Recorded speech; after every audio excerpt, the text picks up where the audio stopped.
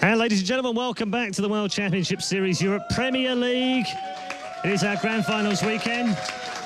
And you'll probably noticed that I've got the unusual thing of actually interviewing another host. It's very weird. I am always weirded out by the fact that I talk to another host. Dennis, how are you? I'm pretty good, and yeah, it's nice to be here watching some great StarCraft 2 games. If you take the jacket, you could just fill in for me, and I can. I'm not even half as good as you, so no. So WCS this weekend is really cool. A couple of foreigners still in the mix. Well, one left, obviously. We lost one in the last game, but what do you think so far? Actually, I was pretty much surprised about the first game we had with MC, losing 3-0 straight up against Yoda. He became the favorite for me here in this tournament. Yeah, me too. Happy. Well, he is a great player. Losing against Golden, I think this might have happened, and people wouldn't wonder about that game. What do you think about Bunny and Sand next? I mean, are you praying for the European? Yes. I don't want to say that because Sun is a very nice guy. Yes, he is. But having Bunny advancing to the next round, that would be great. I'm sorry here for Sun. And he's the last foreigner here in the tournament, and he's actually one of the best European or foreigner we have, and I think he have actually good chances to make it through. And then 4GG MMA. I mean, there's the TvT and there's 4GG with his style in TvT. We all know about it. I think all the players know about it. And MMA, he's that kind of player who can surprise, being one of the best. And then on the other day, you think, okay, whoa, what did he do there? Yeah, exactly. That's exactly what he's like, because we actually don't know which version of MMA is going to turn up today. He can easily win the tournament, and then he can easily lose 3-0 today against 4GG. That's what I'm, like wondering what's actually happened in the games. What about all the fuss around the last two spots in BlizzCon? It's exciting, isn't it? Last couple of games, we don't know where it's going to go. If Yoda gonna win this tournament and dropping out Jaedong. No, Yoda can't win now because Innovation won this morning. See, this is why I got it. It's so weird. Like, one game changes everything again. So, Yoda can't go now because Innovation got it. Yeah, see what I mean? It's crazy. Okay, I didn't realize that. This is so close here right now. But there's still 5 players that can get through. 4GG is one of them. If he wins WCS, he can go to BlizzCon. So he drops out Jaedong in this case? Yes, but if he wins or Bunny wins in Europe, and then next weekend Scarlet, Hero, or Pig Baby wins, then Innovation goes down as well. Oh my God. As well as Jaedong. It's like, what? I was already sad that Snood is not making it through. Obviously. I mean, he was one of the guys who I thought, okay, he deserves it. He's one of the foreigners who can actually put something in the tournament, like he can go to the next rounds, but not even he making it.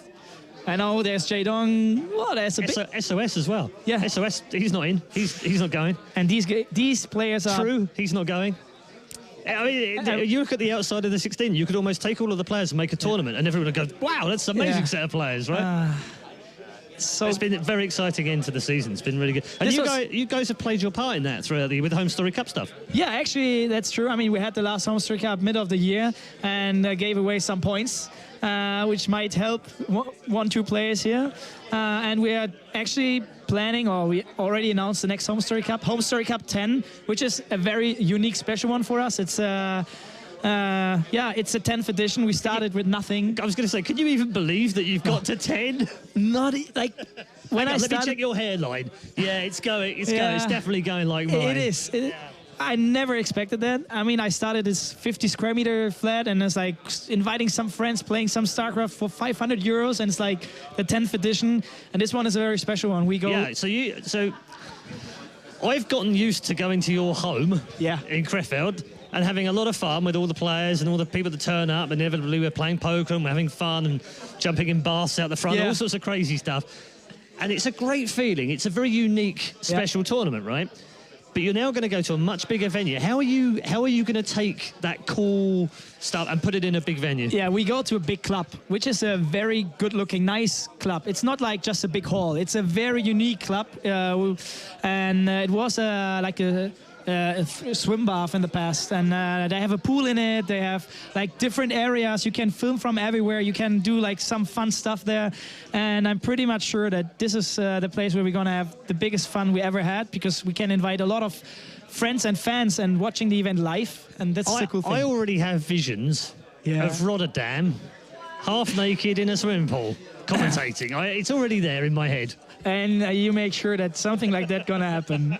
Yes. And also, you're going to give away the chance for someone to come, but this is a very special ticket, because I want to be clear with it. This isn't just a normal entry ticket, or you can come every day. This is one of those rare times when you're going to give someone the chance to kind of be a pro player. They're going to have the same experience as the pros as I would have if I came. And you looked after the VIP treatment, access everywhere, sleep there, eat there, everything. Exactly. I mean, they will be at the VIP party with all the players. They can have free drinks, free food, and so on, and just be a part of Home Story Cup, like very close at the event. So tell everyone how they get. Just go to facebook.com/taketv and leave a comment on the last post, which is a picture with all of us, like Kaleris, Apollo was in it, you was in it, Carmack, Patience, Real, and so on. The Muslim. Just leave a comment. That's basically it. And I just want to raffle one of these away. And if you want to have more information about Home Story Cup, just go to the Home Story Cup .net page and find all the information. We try to make it as comfortable as possible for the people who want to go over and make it. I love that about you guys, because you do look after everyone when they're there. But this time around as well, you've done things like bus assistance. Yeah, and, exactly. Helping people to get there. We have a free sleeping area for all the people. Everyone can go there and sleep there for free and meet all the fans, and I think that will be a second party between the first, beside the first party already. I mean, I have to say to you, every time I've gone, part of the fun element is that upstairs is cool and we hang out and it's all chilled, but actually you have a lot of fun downstairs with all the fans. They literally mob you. You go in and it's like everyone's like, hey, they buy you a drink and have some, and that's part of the feeling as well. So it's always been like that. It's been very good. I hope it will be also for this one even better, and we have some cool stuff coming up. People talked about Flash. We might have him at Home Story Cup, and we have Tempo singing, live performing, and I'm just thinking about this situation, having when I'm Grandmaster, and then just like my name was Flash, and then Flash is there, and it's like, I'm so super excited about it, and I hope tons of people come in and watch this event live, just in Krefeld in my hometown. It's just a 5 minutes walk, by the way, from my old location. Yeah, absolutely. All right, well, best of luck with that. Hope it goes really well. I'm hoping I'll see you there as well. Yeah. One final thing, who's going to win WCS Europe? Oh, come on. No. You've got to answer this one. I think Yoda, and I hope he's gonna face. I don't know, Yoda. It's just Yoda. Okay, all right.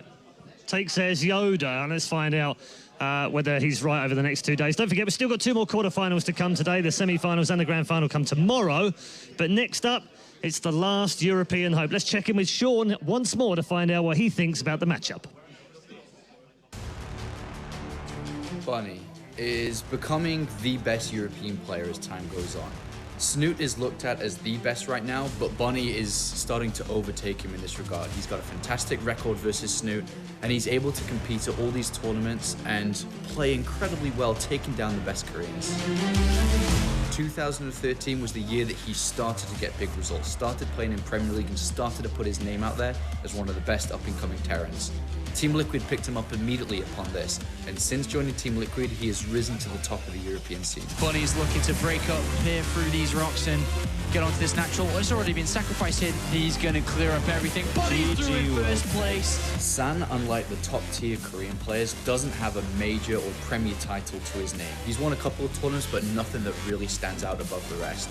San is the idol of consistency. He's a player who, for over a year now, has gained at least top 8 in every single tournament that he's entered, but he struggles at winning tournaments.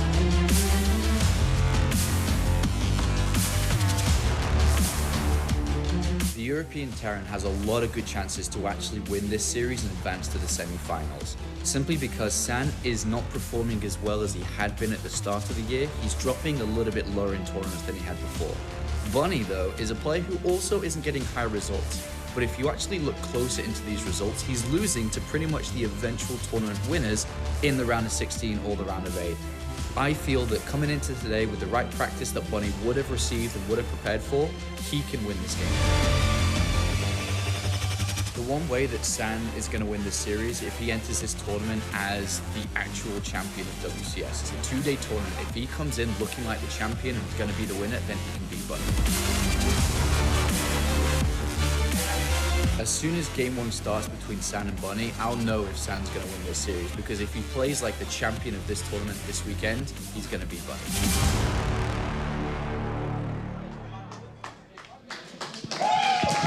Welcome back. And as we saw in the video, it's Bunny versus San, the last chance saloon for the Europeans. Demu, it's time to step up, get big or go home for our final European. And it's the man, really, I think, arguably, I suppose, the best European Terran for sure, but the best European overall. I think Snoot would probably have a little bit of a say of that. But if he can win this game and he can get through to the final and he goes to BlizzCon, he's undoubtedly the best foreigner this year. I mean, I don't want to... just getting ahead of myself now. I mean, that'd be nice, right? I mean, if he did really rack up the most WCS points, you could technically argue he is one of the best foreigners. But, I mean, him and Snoot, they are the best two foreigners, in my opinion. There are a few guys that compete. Scarlet's amazing.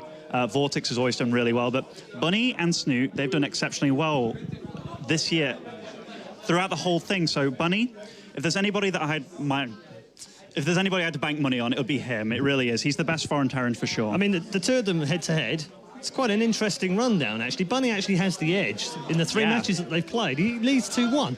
So he's not going to enter this thinking, whoa, there's a bit of a mind block. Oh, I don't know how I beat this great player. He's been fantastic all year. He's reached a ton of round of fours. He's won a tournament. You know, he's pretty much done everything that he set out to do this year, including reaching BlizzCon. So San's the man right here, but Bunny's not going to be intimidated by that at all. No, and the thing is, like, San has been good for a very long time. Like, I remember there were tournaments where San and Tasia both went, and they were both like, those guys are the favorites. Those guys are going to be in the finals for sure. But I feel that San hasn't really improved since then. If anything, I feel he kind of plateaued. And Bunny's just continued to get better and better. So I'm worrying for San a little bit here. In fact, I'm not worrying for San. I'm very happy for Bunny. I mean, they played earlier in this tournament in the round of 32, and San did edge him out 2-1. But still, we're going to see a very, very tight series between these two, I do believe. Yeah, I'm sure when we go over to the commentary, Todd will tell us all about that group.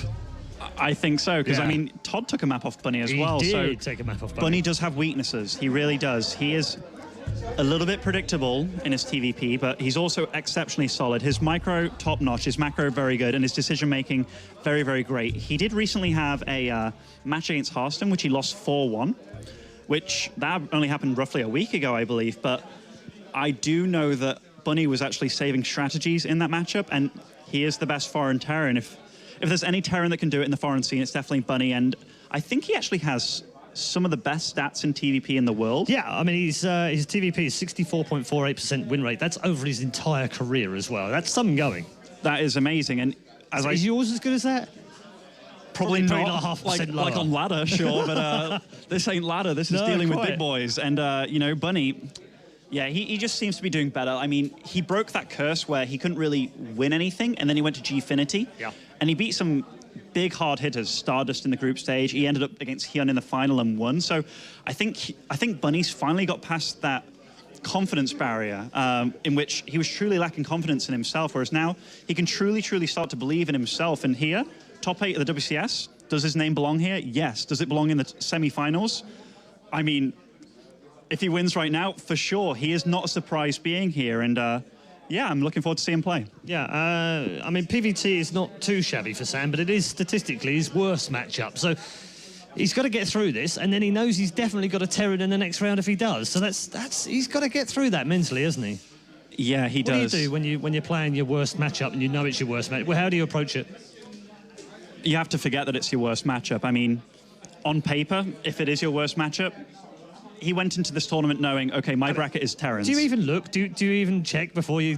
I know personally what's my worst matchup, you know, like whatever it says on paper, it's usually outdated anyway. But San, upon coming in here, he looked at his bracket and it's all blue. Yeah. So he knew if it was his worst matchup, he'd have to fix that ASAP. So I don't think he's going to worry too much. And I think we're going to see a very, very strong San in PVT here. Okay, well, thank you very much, and hopefully we'll see you at the end of this particular game. Are you going with San, or are you going with Bunny? You know, I'm quite close with Bunny, and we do talk a lot about strategies, and I think it's going to be tight. I think it's going to be 3-1 or 3-2 either way, but I'd bet on Bunny, actually. Okay, That's interesting. So the Muslim sticks with the European hope. Let us know what you think.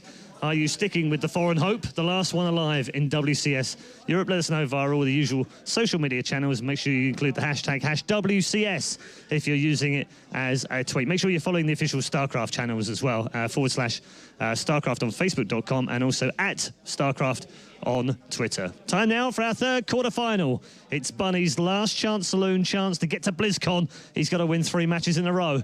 And boy, are they big ones. It starts with San, with your commentary team of Apollo and Todd. Thank you very much, Renai, for the awesome introduction as always. And hello, Todd, sitting next to me once again.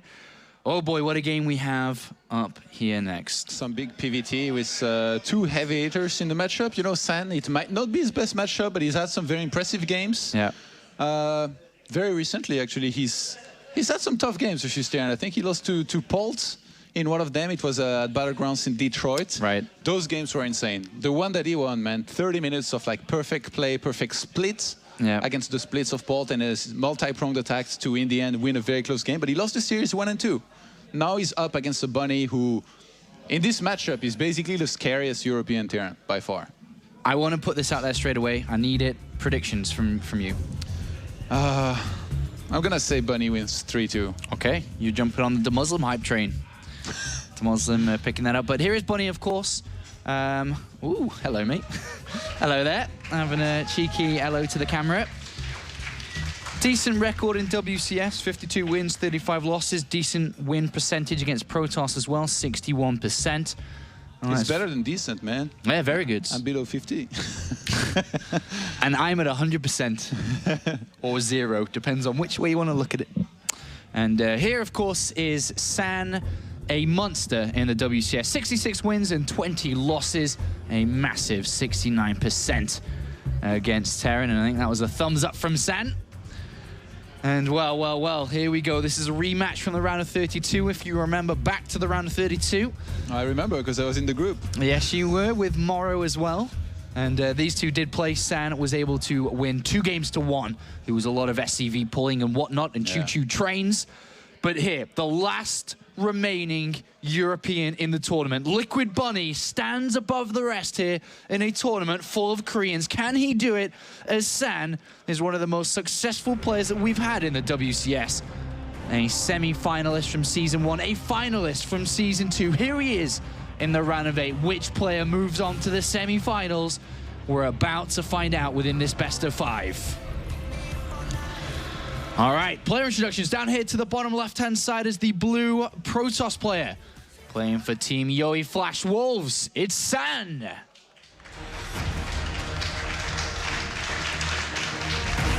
Of course, is one of our players already qualified for BlizzCon and will be competing there in a couple of weeks' time.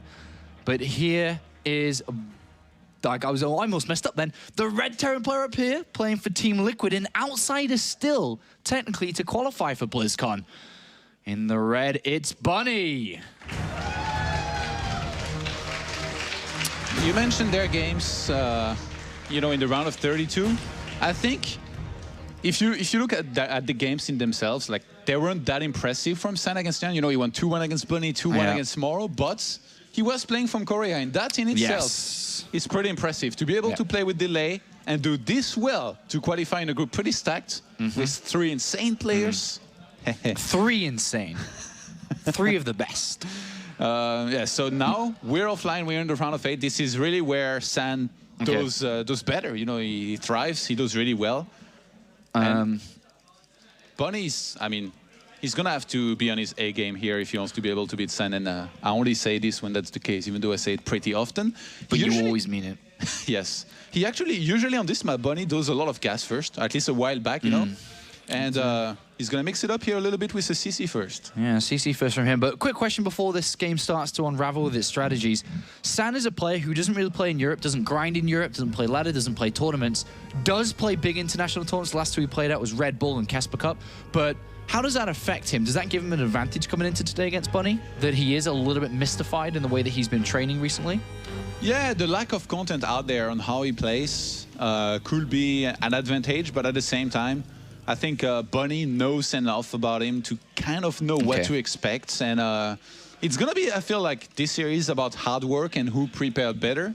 And in that, I know that Bunny puts in a great effort of playing a lot of games. Actually, you know, Bunny very recently he found himself in a situation that you hate as a pro gamer.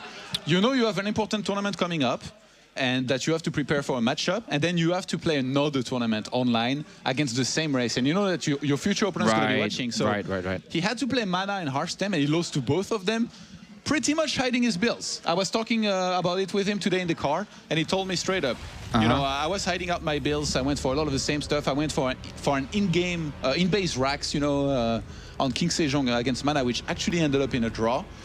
So here, I'm guessing he's going to be playing a lot better than what we saw recently from him online. Yeah, that was definitely a worry for a lot of Liquid fans coming into today for sure with his recent losses, but we'll see how well he's playing. For the first time here, Bunny is going to get some information on his opponent. He sees the Nexus and then just retreats back immediately. Does not want to go inside and risk losing that SCV. He has chosen, after the command center, double barracks, gas, then third barracks to be thrown down here, so he can get that tech lab added on very, very shortly. Whereas San, more interestingly now, what's it going to be from him? He traditionally does prefer Blink as a choice to open up, likes to take control of the game. And is that going to be the case? No, not today. Yeah, last time he played this map against Bunny, I believe, yeah, he opened with the Blink, but more often than not, San likes to play fairly standard, you know, with some Colossus, some Blink Stalkers, a little bit of harassment here and there, but never really committing. Very rarely will he do 2-base timings, I feel, against Stern, as opposed to against Zerg, where that's pretty much all he does, at least a lot of the time. So Bunny, interestingly, though, he skipped on that third barracks for a while. By the way, he has four SCVs on that refinery. He needs to fix that ASAP. So yeah, he skipped that third barrack for some time, but now finally went for it. I guess he wanted to start either Stim or Combat Shields as early as he could. And Stim it is. And he squeezed in a Reaper here to try and get some information here. Rather than scanning and wasting a mule, he wants to try to jump in, but as you can see, the red dot actually right in between those two Stalkers, so it's not going to really work out too well here. I guess there might be a way that he could see this robotics facility, but we'll find out here. If not, the Reaper is to waste. Actually, one of the Stalkers was way too far to the left. Yeah, he's moving them a little bit here. And is he going to spot anything? No, unfortunately not. It's to the right-hand side there. This Reaper will get picked off quite fast, and he has a quick look around the back. Stalker's got to move. This could make Bunny paranoid, actually. Seeing absolutely nothing like this. Does he scan, or does he basically say, well, I'm just going to use one more mule and hope it's not DTs or an Oracle? No energy yet, but we'll find out. Forge and Twilight Council behind this here for San. You know, by the way, what I mentioned about having to play in the same matchup online before having an important match like this, you know, it's very important that you hide your builds as much as possible. Big scan very here, good by the scan. way. Since the Twilight and the Forge, but Innovation was in that situation as well, actually, recently. He knew he had to play Sur very soon in the finals of the GSL, and he had to play against Rogue in an online cup.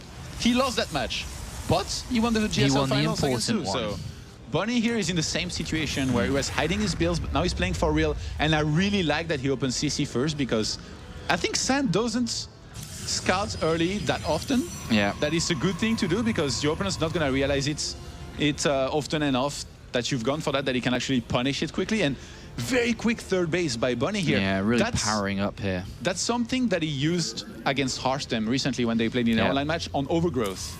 And I think he actually ended up losing that game, but the openers were very different. Here with the CC first, he's just so strong, I feel. Well, unfortunately for San, he hasn't seen that third command center yet. He's having a look inside the main base, sees extra barracks being added on, but still not seeing the third command center. Observers in position though, outside his base, and also another one very shortly. He did see the movement out by the Marines in the middle of the map. That Zealo's gonna find the base, and by the way, 4 observers out already for San, so I think he's gonna play a Blink plus Colossus style. And I'm pretty sure he wanted to go for a third base, but upon seeing that third base of Bunny, might choose to go for a 2-base timing, either as an all-in or a pressure, just to adjust to it, because he knows that in terms of Vikings, Bunny is going to be very far behind where the Colossus count is at, and Thermal Lens just starts now here for San. Well, this is the part of the game now where Terran takes the reins of the matchup. Stim, Combat Shields, and Medivacs are out. And let's see what more information Bunny can gather, because he's only had that scan, by the way. He's only saw that scan, and that's it. Another scan does plant itself here in between the two bases. He sees the robotics facility and a couple of units, but not much else there. And what is Bunny going to do now? He's going to poke forward, sees no third base on both of these. Hallucinated War Prism here to try and basically trick Bunny into thinking there could be a War Prism. And he does pick it off there. Notices that it is a hallucination. Observer still in fantastic position there. San is still making probes and not adding on any extra gates, so is he really going to take a late third base against this, against a fully saturated third? Well, not fully saturated, but I guess a third that has mules and some SCVs already for Bunny? It looks so, Todd. It does look like that. Yeah, he's going to start the third Nexus. He's only on one engineering bay, an armory coming in now for Bunny. He's got a decent amount of workers, 3 sets of mules now landed onto that third base. It is being saturated very early on. I suppose we'll see a couple of extra barracks soon for Bunny to power up a little bit more. Oh, I really like that he has a bunker already in position on the third base. This is going to be so nice against any kind of Zealot run by, which San is already setting up for. In terms of observers, pretty good placement by San, you know, not the cleanest. There is a weak point towards the left-hand side, and the double Widowmine drop is heading into Stalkers. He does that blink. Yeah, good blink there, and the Widowmines do plant themselves. What damage can he get? At the same time, though, he jumps on the third base here and actually finds a Colossus, and he's going to pick one of them. Can he get the other one here? It doesn't look like it is. There are enough units, and the Stalkers do blink down to deflect that, but then focus has got to be back on those Widowmines, but Photon Overcharge and an Observer is there, so that is deflected. A nice move there from Bunny. Gains himself a single Colossus. Yes. San needs to get a Templar Archive very soon here. This is one of the best maps to SCV pull just because it's so wide open in the middle of the map and on the third base. And if you look at Bunny, his second starport just finished. It's already on a reactor. He's making Vikings 4x4. He starts killing observers.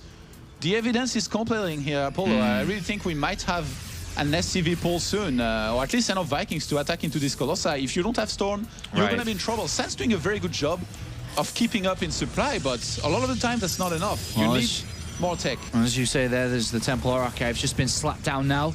Is he going to have enough time? That is a long time to be able to get the structure out. It's a 50-second structure, and then on top of that needs to research Storm, and then also have High Templar out, and not just one or two. You're going to need multiple sets of them. A couple of extra barracks from Bunny here inside that main. Something really good that I picked up on that San was doing recently is he knows that in this situation it's very good to SCV pull. So what does he do? Rather than taking very hard and trying to take to Storm and all that, a lot of the time he would just try and scout as much as possible, and if he sees an SCV pull, he will make Archons and just get as many units as possible, not make as many upgrades, even though usually he's on 2 forges, you know, he will not start 3-3 for a very long time, but now he's only on 1 forge. He might think he has the economy to take into Heavy Templar. Look, actually he starts making Archons here. Yeah, and no Storm here at all, and as we can see, Bunny's just powering up here. He's got a fantastic economy, he's got great production, he's got a fantastic supply as well, as he's about to unleash a little bit more of that. Now Scan has a look at this army, weighs it up. Photon Overcharge is going to be used ASAP. Only 3 Colossus here in a single Archon. There is no Storm. The Vikings go to town, and the Bio is so far back here. The Colossus aren't really getting that much damage. The Force Fields come in. They grab about 6 or 7 Marines there, but the rest of them dealing out a lot of damage here. And it looks like we are going to have every single... No, actually, that one at the back there escapes. But Bunny dealing a lot of damage here. This is a massive attack coming in from the Dane. Both players are 2-1, actually. Bunny skipped on the armor upgrade for quite some time. This is a bit of a weird game, you know, both players really not taking all that hard, just making as many units as they can. Nasty.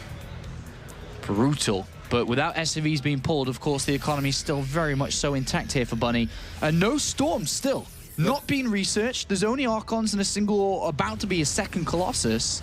Bunny's strength is going to be in stutter stepping here, and I guess his lack of strength is going to be in basically the ghost that he doesn't have. There is not even a ghost academy, so Bunny's committing a lot to these attacks here. Yeah, he's going to go in again, and it's going to be a consistent set of waves of attacks here from Bunny. He's not going to let go. He's going to keep on the pressure. He must not let San sit down, rebuild, and kind of get towards Storm and Colossus. A good mix of both. And Bunny's going to go in here, and the first Colossus goes down pretty much immediately there by the Marauders. And another fight coming in from Bunny. He's going to try and bring that second Colossus down, and he will bring that down. And then the Zealot's getting up now, and is there really enough Protoss here, to be honest? There's so much bio, and there's so much streaming across the minimap as well. And San, is he going to hold on? He needs to hold on right now. These charged Zealots are helping out the Archons as well, but if they get broken down, they're expensive. You cannot replace them as easily. And Bunny lands another strike over to San here, extending his supply lead by 40. Here, there is not that many Archons, and again, Bunny's strength is going to be in stutter stepping. Those Stalkers almost never attacking here. The Archons The Archons are not doing anything. No, and it's the Zealots just kind of slaughtering themselves here as they move towards this bio army, and Bunny's wearing him down. There's another Colossus that comes in, and this may buy him some time here, but if the army in front of the Colossus disappears, likewise will the Colossus. But again, Bunny backs off. He's got his 4th command center now finishing up. He'll go take it. What a very powerful macro game here coming out from Bunny in his first game. Oh man, he has as many barracks as we have gateways. And San feels confident enough to start a 4th base. Oh, he's down 100. You're about to die, bro. Yeah, he's got to be very careful here. Bunny finds that immediately, and that will stop that and cancel that straight away. He's picked up a lot of units in the medivacs here, and this is risky. There's an observer there. Stalkers have blink. Yeah, there's another one on the left-hand side. If he warps in Templars and Zealots in the main and moves his... If he starts sniping those units, man. He's been spotted here. This is a big move here from Bunny. It's a risk. He does not need to do this. He's going to boost, but there is nothing inside the main base right now. And San just lets him go straight for it here. He's going to plant everything inside the main base. And a big move coming out from Bunny, and San is just caught out of position. He saw that, or at least he had the vision to see that. And that's going to leave his 3rd base exposed now. Yeah, this is it. Bunny's going to come in, and Bunny's played a fantastic game number 1 here, and he is demonstrating the power of Terran and the power of the Europeans here, Todd, as he brings down the Colossus in the main base, taking 2 fights at once. And this is looking absolutely great here for the Team Liquid player as he picks up, drops back down on that 3rd base. He's going to join his forces together, and this may be a fight that cannot be stopped. Yeah, unless the Dark Shrine can finally make some magic happen in this game, I don't think San's going to have a chance. He's so far behind in supply. Bunny now 3-2 on upgrades. Yeah, look at this. Great spread there from Bunny, and there's almost nothing there for him to actually fight against. The Archon's dying instantly here, and great set of upgrades for Bunny. Great game 1 from Bunny. And as he picks off these Archons, the Colossus will be exposed, and he will charge for them. And once he does, there is almost nothing left. As you can see, 35 army supply for San, 90 here for Bunny, who's taken his 4th base. The Colossus shall fall. And with the Colossus dying in this game, Bunny will take map number 1. And a smile. As all that nervousness before this series begun is all flushed away now. As he says to himself, yes, I actually can do this. Without pulling SCVs too. Without pulling the boys. Man. You know, I actually feel that if he had pulled SCVs, he might have been able to end this much earlier. But he was like, you know what? I'm just going to warm up for the rest of the games. Not all maps are going to be played on merry-go-round. Not all maps are good for SCV pulls. Or are they not? And I'm just going to play, you know, with the 4th base, with lots more upgrades. And just a solid Terran versus Protoss style. And he just kept on pushing through. Interesting not to drop at all, other than those 2 Widow Mines that did absolutely nothing. And then later on to go for the Doom drop when he was ahead in supply rather than attack with everything. And, you know, the stutter stepping, the production, everything was good enough here for Bunny to close the deal out against a San who, I feel like in this game, if you know your opponent's not going to pull SCVs, you can take to Storm. I think it's good to make Archons against SCV pulls because you have to. But if he had Tech to Storm here and reached it, there was no Ghost Academy. But then again, he can't. No, it's easy for us. We see everything, whereas he does not. Well, I guess he's not entirely through. He had 4 observers.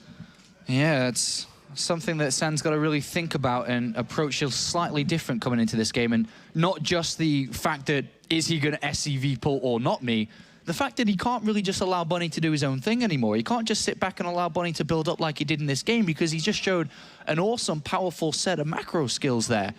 You know, are we going to see now, coming into King Sejong Station, a very Blink-friendly map, are we going to see San try to take control of the game himself, which, you know, historically has been where he's gained the more success and win rate from, more so than letting Bunny dictate the pace of the game? Actually, it's a very good point you bring up. Usually, I see a lot of Protosses trying to play passive, just taking a 3rd base, getting their upgrades going and all that. If you're not doing at least some Zealots attacks here and there, some War Prism, which in this case he tries some Zealots, but Bunny was ready, you almost never win against top Terrans. You're not supposed to win because you're never touching their economy. So they're the one throwing armies at you. They're always going to have more, and they're going to have the initiative most of all. All right, well, let's find out here. King Sejong Station, map number 2 of this best of 5. Up here to the top left-hand side is the red Terran player playing for Team Liquid from Denmark. It's Bunny. The last European in this tournament, and he very well could move on to a semi-final here if he eliminates San. And judging by game 1, could be likely. Down here to the bottom right-hand side, though, is the opponent of the Team Liquid players, the blue Protoss, playing for Yowie Flash Wolves. His last season's finalist, it's San.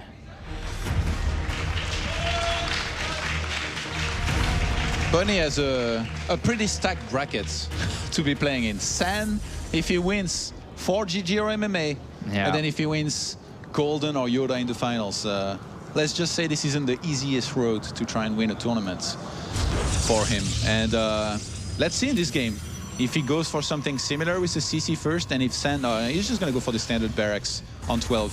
San, though, not gonna scout after the gateway once again. He's being a little bit stubborn about this. Changing up here, Bunny, as well. He's decided to go for a Reaper option here. This is one of the more so friendly maps for Protoss to open up Blink, as mentioned before, but also to hide structures, Stargate, Twilight Council, anywhere on the map. It's a little bit more difficult, and well, compared to other maps, to find out if there are anything spread around. So the Reaper, of course, gives him the best chance to have a look. Double gas for San. You were talking about initiative and being the one, you know, setting up the pace of the game. I think this could be a good opener for San here if he went for something a little bit more aggressive. He's sending probe. This is Stargate, right? This probe is not going the way it's meant to go, Todd. Actually, this is 3+3 already on gases. This is a very fast Stargate. Is this a potentially robotics facility? No, We've seen this before. This is only Stargate. Okay. Yeah, 3+3, you need a lot of gas. He's even going to put it there. And it's very good for Bunny that he's already scouting, because he's going to realize what's up. Yeah. He's going to see there is full saturation on the gases. There is only one pylon in the main.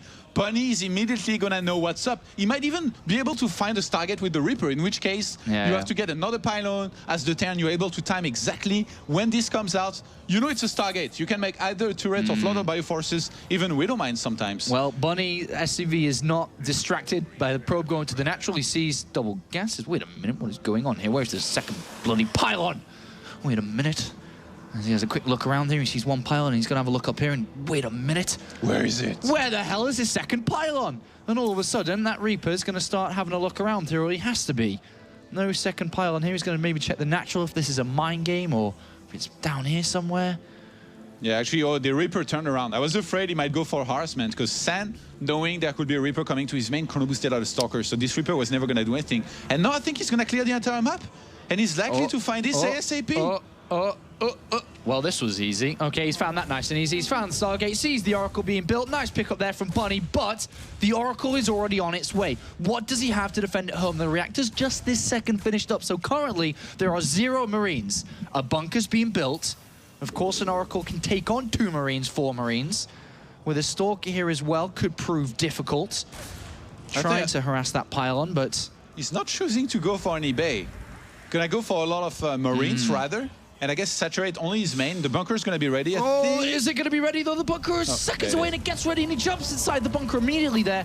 One SCV does get picked off, which is the building barracks SCV, and another one on the natural shall die, but no SCV damage yet. What is more San Stalkers doing? and more Oracles being made here, Todd. There is single base, not a second, a single base here for San, dedicating all his resources. Bunny is going to pick up his command center and defend from the high ground here. San is getting... He made a second Oracle, which had to use energy to clear that Reaper, actually.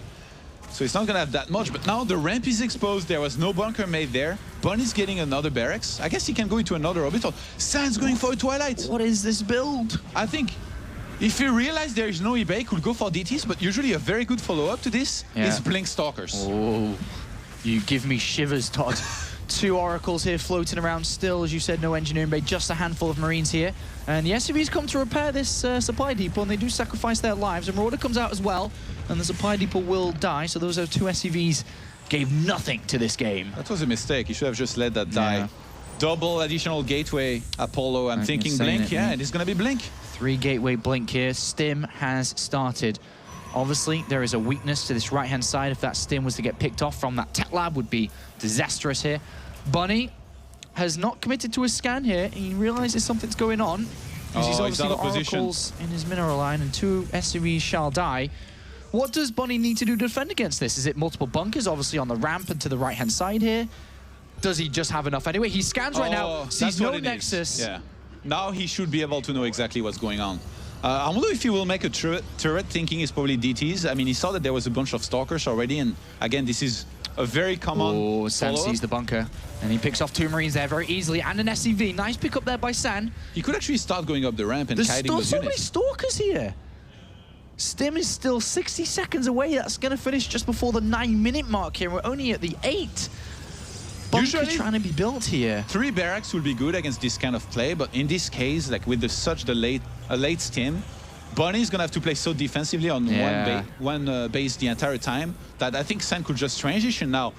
Does San identify that he needs to get a Nexus started? Yes, and he's gonna start a Nexus. I was gonna say that's a really big move if he does put a Nexus down there to be able to pull out of this strategy at the right time. But for now, Bunny's still on this defense. Blink about to finish up. Oh, it's the lockdown time, man. The good old lockdown. He's locked down and nothing's getting in. How many of these did we see on Shattered Temple and Antigua Shipyard back in the good old times? I know Major was a big fan of the lockdown being stuck in his main back then. I mean, this becomes a very slow-paced game now. As obviously, San's just going to keep Bunny inside his main. Starport has started. That is the biggest concentration point here for San to delay, is that Starport, as the SCV does get picked off there. Is San building enough time with the lockdown to get up the necessary defense against all that bio and double medivacs, if not more? Yeah, I think so, but you know, if he's not careful, if somehow Bunny makes a move here and there where he ends up dropping, be it down his ramp and, you know, corner those units, because there's no mothership core with this army. Yeah, I was about to ask, why has he not squeezed that in yet? There should be definitely for Photon Overcharge when this next push out. This is very important to get the mothership core. No? Maybe he thinks he doesn't need it for now, because I guess San, because of his Oracle, sees exactly when the Starport's going to be able to start medivacs. So if he times this out very well, he goes home when the first 2 medivacs finish, and then he's home with a lot more supply, with more economy, and he still has his sentries alive to not only force field, but also Guardian Shield in the fights. And look, he had additional gateways here, San, just making sure he's going to have enough production to deal with this, because this amount of bioforces against Blink Stalkers, it's very hard to win with the Blink Stalkers. All right, well, first 2 medivacs are on their way, and when they complete, Bunny can leave, but right now he's contained. The bioforce is building up. One mistake here, by the way, from San could cost every single unit's life. Revelation would be great here on those units, by the way, to keep an eye on them. And what is going on by San, by the way? Sick lockdown on the left-hand side with the pylons. He has so much vision. Yeah, does not want to let any medivacs escape here. And there is, as you called, the Revelation. Now, he needs to pull San back now, sees the entire army. He's going to try to fight here. Ooh. I guess using the Revelation. Whoa, Bunny. Whoa, no, yes, no, no. Maybe, kinda. Gonna try to take the ramp here. It's such a hard fight to take for both players. Yeah, this is not so good here. The force field is coming down on that ramp, preventing the majority of these units, but likewise, San is taking damage from these units anyway on this ramp here, and San is losing a lot there. He's trying to get to these medivacs. Likewise, Bunny is losing. They are trading off here. But yes, enough. I can't believe San went for the never-ending lockdown on this map, and somehow he's pulling it off. And he's Bunny's got never that going to leave his base. Now. The entire base of Bunny is surrounded with oracles, stalkers, pylons. He's not welcome anywhere on this map. You shall not pass. One medivac escapes, though. Oh, it's revealed, though. This could get sniped. Bunny needs to evacuate. Another one tries to escape to the left-hand side here, and is actually going to drop some down to the natural. Bunny's planning his escape right now. Is he going to do it? Another force field on that ramp. The Stalkers don't get that medivac as it has to jump back to the main base here. And actually, Bunny goes for the sentry here, so that means that the ramp is going to be exposed here unless these sentries get back in time, and they are going to be back in time. Just about he misses the force field, but lets a lot of these down. But to be honest, San has so many units here. They have +1 attack. It doesn't really matter anyway that some units escaped here. Good force fields to trap even more units. And San with the smackdown coming into game number 2 here. Good game. And equalizes up the score there. And this is not going to be a one-sided You know, try to play a standard game in the first game, you know, take a third base, let Bunny macro. And I think he learned his lesson. He's like, you shall not expand, not even a single time in the second game, with a very nice proxy Stargate into Blink play. And Bunny, you know, I guess he got overeager, much like us, you know, he was just assuming that Bunny had to pull back at some point, but Bunny went for something I had never seen before, actually. The never-ending lockdown. Like, literally, you will never leave your base. Yeah. He's probably in shock, too. Like, the first time you play against something like this, if you lose, you're like, oh my God, I can't believe it. I never even faced that before or thought of that. The thing that pops to my mind now, do you remember back when Strelop played in WCS and he had the build order book? This is like one of those build orders that sounds like, okay, now time for the never-ending contain from my magic build order book of strategies and how to win easily. StarCraft 101 from San. As he pulls out that strategy. That was crazy, man. He had charm. He had all the vision he needed. He had planned for everything, basically. He knew he was going to use Revelation as the first medivacs came out so he can keep tab on the entire army. Yeah.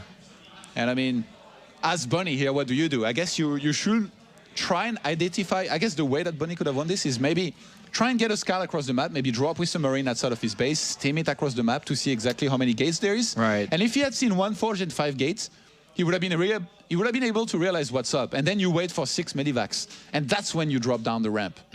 But then I guess San could walk up the ramp and force fill him out.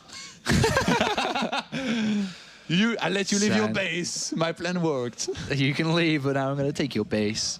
I feel like that strategy there used by San has seen many a victim that we haven't really known about, because that was very precise. He knew exactly what he was doing at all times. He's probably played that before and actually lost in multiple different ways as well, and had all those ironed out as well. So perfectly constructed strategy there from San. And now going over to game number 2 here is a map that we do see vetoed out in the round of 32 and round of 16 every single time here when a Terran player is involved or a Protoss, when a Zerg or Protoss is involved. It's Catalina. Talk to us why this map is vetoed. Todd, first of all. Because it's very difficult, you know, to play defend against drop. There's a lot of dead space around the base. The third base is in a little bit of an awkward position and difficult to take. And actually, MC, he didn't veto Nimbus. And it didn't go well on Nimbus for him, so San didn't make the same mistake and immediately vetoed Nimbus. And that means he has to play Catalina since it's a best of 5. So technically that means that Bunny has a good chance to take this game, considering every Protoss vetoes it. It went well on Merry-Go-Round, a map on which he was favored. So the thing is, San needs to have a very precise plan, a very well thought out strategy, much like in the previous game. You know, on King Sejong, you don't have to do this, but he had a good plan, and somehow it went well for him. So in this game, it's going to be the same thing. He needs to play according to the map. Of course, later, 4GG versus MMA, everybody. Okay, up here, to the north of Catalina, a map we do not see very often in the World Championship Series, is the red Terran player playing from Team Liquid. Can he go once again in the lead? It's Bunny. Representing the horse, as Roddy would say. Representing the horse. God bless you, Roddy, and I hope you wake up with a hangover, because I know you will. Down here to the bottom right-hand side is the blue Protoss player. Can he reach his 3rd semi-final in a row? There's the blue Protoss player, it's San.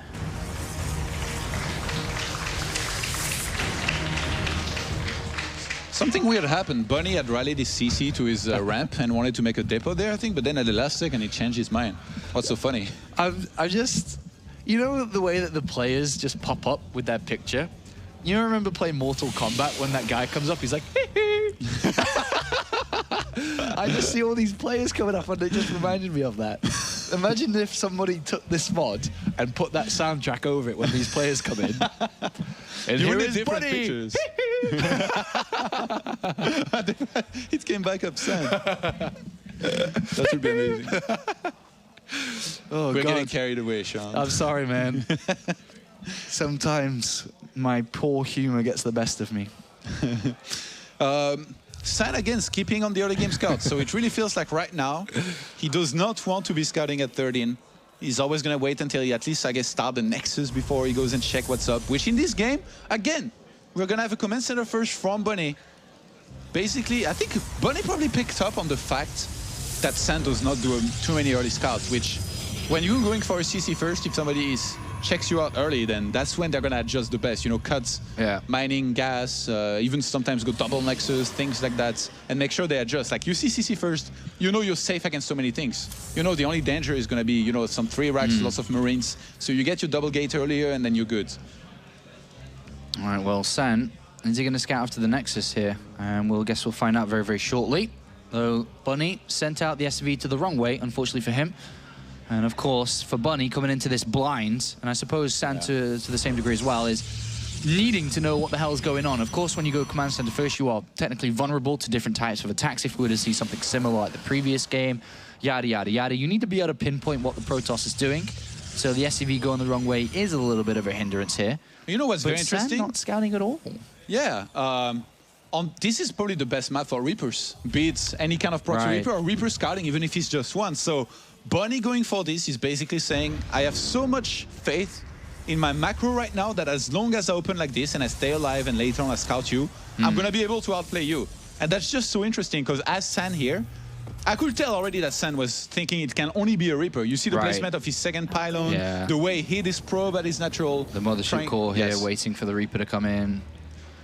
So already very interesting choices here out of both players. Does he know that this is command center first yet, or does he need a little bit more time here? Because what else is it going to be if it's not a Reaper? If it's not a Reaper, it could actually be a quick factory. In which case, you know, if the opponent went gas first, it can come very quickly, as early as at like 6 minutes something, to drop Widow Mines, Marines, attack with Celions and all that. So San missing the information here is going to be super defensive. And you see, whatever plan he had, he has to go into robotics here, having not seen a Reaper.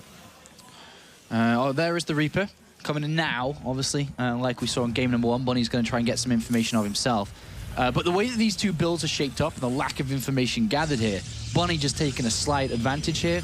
Circumstances, command center first, defensive setup from San. Yeah, economic advantage, like surely a nice one to have. He's just a few walkers behind, but he's going to have the double mule to work with. And he's already on 3 barracks, which is always good, obviously. I guess his tag to whichever he picks first, +1 or factory, is going to be a little bit delayed, but it doesn't really matter. I don't think he has to be that aggressive up until he has medivacs. What will this Reaper see?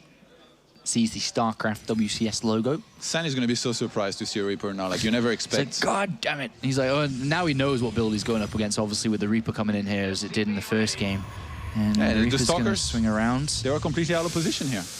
Is he going to see the Robo? No, I don't think so. No, but he sees an extra gateway, and that's it, unfortunately. Just missed the Robo there. Oh, no, he got it. He did get it. Nice. Good scout from Bunny. A single forge here for San, who's already saturated the gases at his expansion. I'm actually surprised he hasn't started either a Twilight or Robo Bay just yet. Okay, he's going to be a Twilight at first. Whoa. I wonder, is San going to try to bring back something like... Actually, we've seen San do DT drops before. And he's proxying a pylon on the map right now. Are you thinking the same as I'm thinking? He's just realized he's up against the CC first. And that Terrans, they use a lot of energy for either scan or mules. In which case, if you're able to drop DTs at a good time. He's also got the Observer there that sees no turrets, right? It could be nothing. I mean, he could go into charge and then quick storm. But a DT drop here could do very well for San if not expected, which, I mean, when it's on, the Darkstrand is on the map, you can't really expect it, I think. Well, the Twilight Council's finish up, it is just going to be charge here. Warp Prism anyway is going to come into play, but no dedication to that Dark Shrine, unfortunately, here, Todd. Good chance, though. Definitely could have been a good good opportunity to do damage, though. But maybe he got scared because the Observer sees the 3 barracks right now. It sees the medivacs that are not super late. You know, they're going to start at 8 minutes 40. So maybe San thought if I go into DTs here, you know, he's going to have a lot of army. I might take some damage here and there. So I should just go into charge, make sure I have enough Zealots to defend whenever my opponent starts being aggressive. Most likely drop as well. I really like that Zealot, by the way, hidden out on the map, just waiting for his moments. Waiting to snipe that SCV and prevent that command center from being built. Here he goes. Oh, unfortunately, the army's there. This is not your moment. This is not your time. No. It's okay. I'll come back to drive a Colossus. You think Zealots drive Colossus? Yeah, man. There's a little Zealot in the top of every Colossus. That would be hilarious, man. So only could zoom in to see so. Warp Prism out. 5 extra gateways now finishing up. Of course, when you play like this, you do not have splash damage for the time being, so you do need a lot of ground units to be able to support an eventual 3rd base here. Bunny needs to identify early that he's up against a Charge Lot Templar style, which is not supposed to be viable. I feel like as a surprise, actually he barely misses the Templar Archive, but I guess he's going to see the Twilight and soon realize that there is charge, so he should be able to know what's up. Yeah, he sees now the Templars. Storm actually didn't even start. He's going to use some feedbacks. He tries to stim forward towards those Templar, and he forces them into an Archon here, and there's a lot of Marines here, and there is no splash damage yet. He's going to focus down the Archon here. Oh my At God. the same time, there is a Warp Prism inside the main base, but right now the focus is kind of on the natural here, where there's a bunch of stim Marines killing a bunch of Protoss things. And across the map, Zealots were dropped, but they were killed everywhere. Bunny defended across the map and killed everything that there was at the natural of Sand here. So, I mean, even if it doesn't kill him here, he's going to kill a whole bunch of probes. Yeah, this is obviously not very good here for San. He's lost a lot of money there. He lost a lot of probes. He lost the High Templar. He lost, I mean, the Archon, the Zealots, the Sentries, the whole lot there. Whereas Bunny didn't really take any damage. He's got his 3rd command center still there, just kind of needs to be completed. But a nice little victory there for Bunny. This is quite a disaster here for San. Not only he never got to charge, never got to start Storm, but also like he just lost his entire army, so he's not about to start Storm anytime soon, which he's gonna need against the 3-base Terran, who's gonna be on 3 orbitals soon, and has about the same. He's 1 worker behind right now, Bunny. Yeah, and now mines have started as well, so Bunny's actually building the perfect composition to deal with this kind of Zealot Archon style here. A little bit worried for Sam. This Observer's just gonna miss this Medivac on the right-hand side as well. And unfortunately, Sam, things are not going his way in this series. He's really gonna have to try to pull this one around. He's actually moving out. He doesn't have much. Oh boy. He has nothing at home. He has 1 cannon in his main, that's it. 3 Marauders and 2 Marines. That cannon's a goner. Inside the main base, there is a Zealot going to town as well, but here comes the drop inside the main base of Sandy. Warps in a couple of units, the cannon's gone. Photon overcharge will have to be used here. At the same time, we do see a movement out from San into the 3rd base. He's getting into the SCV line here. And San's gonna try to base trade against the Terran?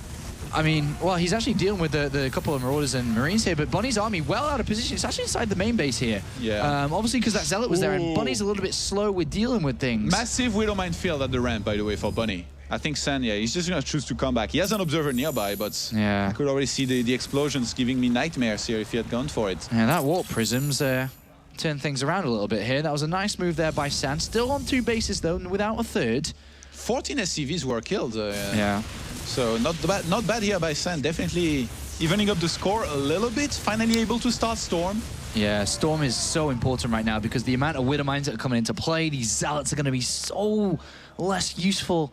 And if there weren't Widowmines here, he's going to have to land and plant some Storms on this Terran army. I think San needs Immortals, actually. Without Immortals, you may have Storm, but you're going to struggle engaging into Widowmines. And Terran is always going to be trying to force an engagement out of you. God, this is a big drop coming in. It's got 2 Widowmines in it as well. 3 Widowmines in total.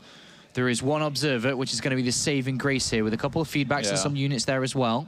There is a Cannon and 2 Zealots and an Archon, so it's actually set up quite nicely. Yeah, I'm not sure. It shouldn't be enough if San doesn't pay attention and the units of the Terran are dropped far away enough. Oh, those Vikings. I'm not sure San knows about these Medivacs. I think he missed them. He hasn't really moved his army around. The Vikings are trying to intercept the War Prism. The War Prism is going to fly into them. This is a big win here for Bunny. This was one of San's only hope to keep on inflicting economic drop damage. inside the main base here. Widowmines are going to get planted into the probe line. The probes escape at the last possible second there. A couple of them will go down. 6 in total. And these Marine Marauders and also the main army on this left-hand side is going to take place as well. 1 Archon gets instantly shot from that Widowmine. And the Bioforce stands strong there. And inside the main base, there's still a lot of mines left to detonate here, and they will in a couple of seconds. Bunny picks up with the majority of his force on the left. These Widowmines, though, very close to detonating. Yeah, he actually has some Widowmines everywhere, around the 3rd base as well. Oh my god. Oh, if only these can detonate onto the High Templar, maybe the Zealots inside the main base. 4 probes go down. A High Templar on the left-hand side. Funky, you're a magician, man. You're all over this. And even more probes there. Another 5 get shot inside the main base. So big Widowmine hits there. Funka, the witness of StarCraft, as Day9 nicknamed him. The witness. He's the oracle. He's the overseeing. Another big drop headed for the main of San, and this time he really doesn't have enough. He has a photon overcharge available. And this is a lot of units here. Widowmine's getting into position again, and San has been ripped apart here because if he moves from that 3rd base to defend his main base, there are units waiting to stim towards that Nexus as well. And beautiful play here from Bunny on both sides. Warp Prism still around, and it is going to plant itself on the 3rd base of Bunny. Ooh, there is Vikings nearby. Where is this bunker empty? I guess Bunny's going to be able to defend, and he's starting to pull a little bit ahead in supply. That 1 Templar needs a big storm here. He's going to get a decent one. 3 kills. He has another one. Nice couple of sets of storms there. Adds on an extra 5 SCV kills. This is a bloody messy game, this one. There's scrappy fights all over the place. Lots of resources lost here. Very little supply. Actually, 100 minerals difference. Or 100 resources loss difference between those 2 players after all of this action. So they're still very evenly matched. But Bunny, having had his 3rd base so much earlier, still has way more supply. And now it's time for the push of Doom Apollo. Are you ready? Bunny's got so much here. The harassment has been consistent, and he's been able to build up a big army behind all this while slowing San down. Warp Prism active again here. He has to attack now. The Colossus switch isn't quite ready. It's not quite ready yet, and the 3 High Templar, couple of Widowmines detonate on the Zealots and the Archon there. But if he dodges these storms, this army is incredibly powerful. He picks up double Medivacs and is going to put them inside the main base as well. Bunny has to attack now. If he waits more, San's gonna have too many Templars. He's gonna have Colossus. The first one just came out, so he has to make a difference now. But San's doing a good job of buying time with this counter War Prism and having Templars in every position. On the left-hand side, he needs to storm. He storms, but doesn't really get anything with that one. The second one gets that front side of the army, but they're going to recover fast here. And this game has been absolutely berserk here. A couple of storms on the left-hand side do go down again, but not enough to wear this down. Look at the supply difference. 176 to 125. Bunny continues to just rally units. He's got Widowmites in the middle that are catching the reinforcements. The Colossus is there, and a stim from these Marauders is going to pick it. He sees it, the storm comes in to defend it, and he saves that Colossus from the right, but the left-hand side is still there, and oh my gosh. He's holding on for now. He still has a photon overcharge, but now units in the natural. Good God, San, I don't even know how you're holding on right now against this. Bunny is absolutely everywhere, and he's here again and looking to break through to this army. The 4 Archons are starting to get their shields back online. A second Colossus, though. 2-2 upgrades are about to complete for Bunny. Vikings have to start. San is throwing away some very important units here, just trying to still be aggressive with his War Prism. He needs to give this a rest. Just make sure he defends at home, and there is no Vikings, or actually it's very few Vikings and no Ghost. If somehow San manages to stabilize or even max out, I think he's going to win this. Well, he hasn't got Thermal Lance right now, so if he tries to attack into this bio and they jump forward, they can pick it off. Yeah, Bunny's going to go for a kill move here with a big surround. San sees it coming. 5 Archons here supporting. Colossus! And another Colossus left vulnerable here, and at the same time, this army's going to... I mean, oh my God, Bunny comes with another force from the north here. He's got army absolutely everywhere here. Is San going to hold on for the final time here? The Colossus are going to get picked off. One of them goes down, the second one goes down as well. And Bunny stands strong. He's got so much bio left over here. The Zealot's been warped in constantly. Can he micro his way around these Zealots to eventually get towards these Archons? This is a 2-2 bioforce here, so not die very easily. Bunny is going to have to pick up and leave here. And San, good God, holds on once again here. But a 4th command center, and this is not going to stop anytime soon. Yeah, but he did the damage he had to do, even though his army is very weakened, especially in terms of medivac hit points. He's now very far ahead on supply. He reset the Colossus count. Actually, Thermal Lance is about to finish, as there is no Colossus left. And he chronoboosts into the robotics facility, which has no Colossus coming out of it. Oh, dearie me, San is being put in a difficult position here. These are Marauders. They do a lot of damage to structures, and he's targeting down the Nexus. He cannot let this Nexus down. He cannot keep up the defense without the Nexus, and it's going to go down, and this is massive for Bunny. A huge pick off there, and with a 3rd base and a 4th down for himself, a massive move there. San, for the first time, is really just a little bit out of position there. He's falling apart slowly but surely. More probes are going to die now. 3-3 already started for Bunny. San remakes the 3rd base, but I mean, catches the High Templar here and the Archon as well, and at the same time, there's so much powering behind all of this here for Bunny. He's playing a great game, and he really is displaying why a lot of people are looking at him as the best European player right now. He's going toe-to-toe with San. GG is called. And an excellent series from both players there, no doubt. But it is Bunny who comes out ahead and takes a lead for the 2nd time in this series and is now 1 game away from reaching the semi-finals as the last remaining European in this tournament.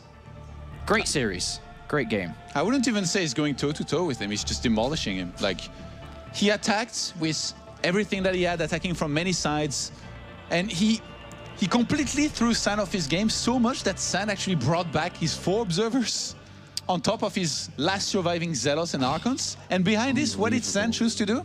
He was like, well, I have 4 observers here. What should I do with them? He sent them out on the map in various positions to see the army coming. Even though that's not what you should do with your 4 observers, maybe some of them, but you should keep some of them with your army. Your opponent's making a lot of Widow Mines. You're going to need those for detection.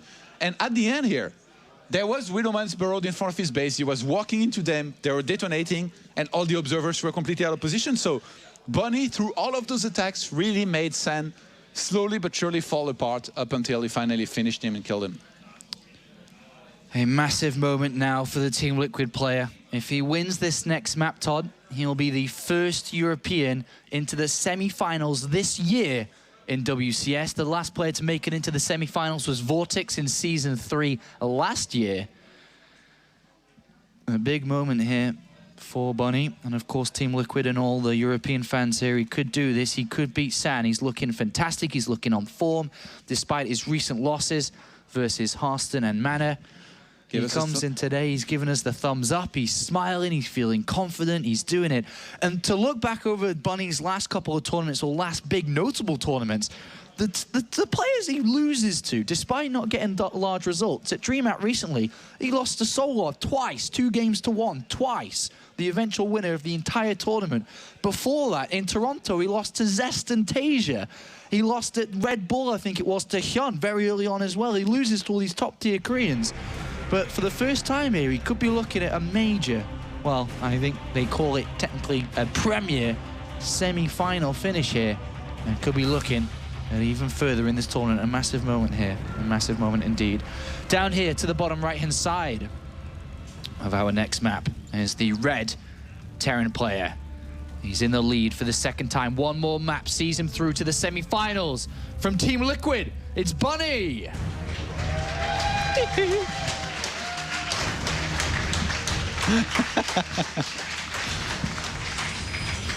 And again, behind, trailing in this series like he was in game number 1. He kept composed before, he needs to do it again. Up here to the top left-hand side is the blue Protoss player from Yowie Flash Wolves. Make some noise for San!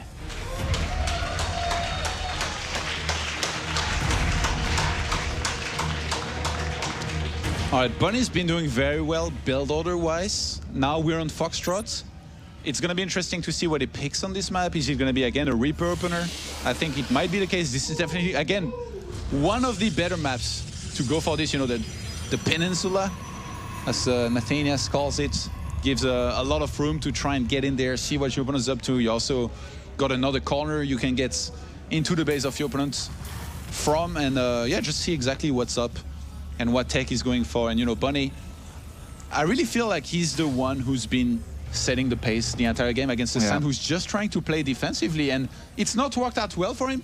He did better in the previous game than the one before that with the War Prism counter harassment. But Bunny's defense was so good. He made a bunker when he had to, he had Vikings in position. Every time he got dropped, he reacted instantly, pulled SCVs a little bit away, sent his bioforces, even rallied his barracks into the Zealots that were into his main. And in the end, San was just throwing away minerals and not killing enough SCVs for it to be worth it. Of course, if Sam was to lose this series, this is a big, wouldn't say plummet, but a big notable thing to look at over his career here that he lost here in the round of 8. Of course, San is, in all of his Premier League appearances, semi-finalist and finalist here, and no doubt he's looking at moving on here for sure against Bunny, but Bunny putting up a fantastic fight here. Ooh, Bunny's SCV saw the probe trying to hide out here for a second. He's still not going to choose to block. He wants to know exactly whether there is one gas or not, you know. Sometimes you get tricked. You see a probe at the natural and you're blocking even though the Protoss is on 2 gas and doing some kind of a cheese. Again, I can't believe that the only map that San won was with the cheese. Like, San is the complete package. He's supposed to be the guy. He is the complete package, Todd. Oh.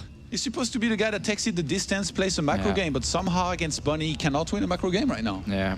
I think you've said multiple times in the past as well that from a behind situation, San can just macro back into a lead because he doesn't miss his pylons, his probes, his unit production. He's able to climb back up in supply. But today, not going his way, unfortunately. The Reaper pokes in. C's just expected to what he would see here. The double gas coming down, no tech structure as of yet, but we'll want to poke back in very, very shortly here. Bunny's chosen 3 barracks here. Straight away. He's not going for 2, 3. Going to increase that unit count, especially if he looks to be aggressive here very early on against what San could be doing.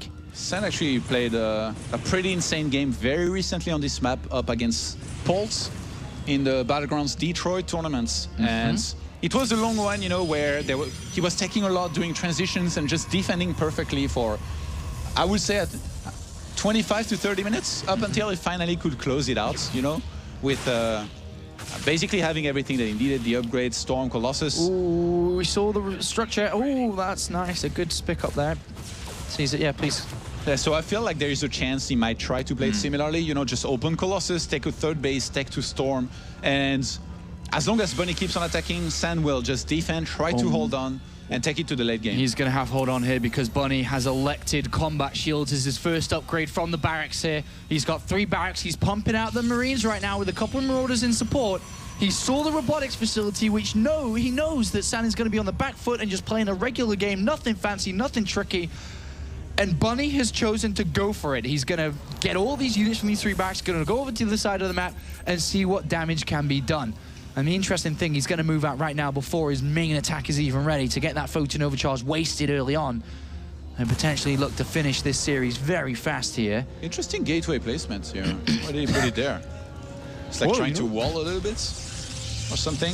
It's good that he made a sentry because he's going to have Guardian Shield to work with, but when I saw 1 additional gateway go down for San, I was like, oh god, this is going to be so good for him if he drops down 2 gates, because then he's going to have a lot of gateway units to work with. But he goes for the Dark Shrine, which against this kind of a build, I think this attack is just going to do so much damage out of Bunny. He's only on 2 gateways right now. The obviously robotics facility is tied up. He does have that photon overcharge.